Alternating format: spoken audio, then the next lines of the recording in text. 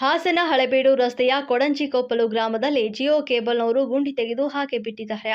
ಆ ಗುಂಡಿಯ ಒಳಗೆ ಹಸು ಬಿದ್ದು ಪ್ರಾಣ ಕಳೆದುಕೊಳ್ಳುತ್ತಿರುವಂತಹ ಸಂದರ್ಭದಲ್ಲಿ ರಸ್ತೆ ಬದಿಯಲ್ಲಿ ಹೋಗ್ತಾ ಇರುವಂತಹ ಪ್ರಯಾಣಿಕರು ಹಸುವಿನ ಪ್ರಾಣವನ್ನ ಕಾಪಾಡಿದ್ದಾರೆ.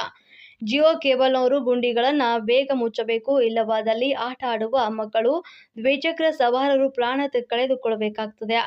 ಇದರ ಬಗ್ಗೆ ಪಿಡಬ್ಲ್ಯೂಡಿ ಇಲಾಖೆಯವರು ಹಾಗೂ ಎಂಎಲ್ಎ ಅವರು ಸಂಬಂಧಪಟ್ಟವರಿಗೆ ವಿಷಯವನ್ನ ತಿಳಿಸಿ ರಸ್ತೆ ಬದಿ ಇರುವಂತಹ ಗುಂಡಿಗಳನ್ನ ಮುಚ್ಚಬೇಕು ಅಂತ ಆಗ್ರಹಿಸಿದ್ರು.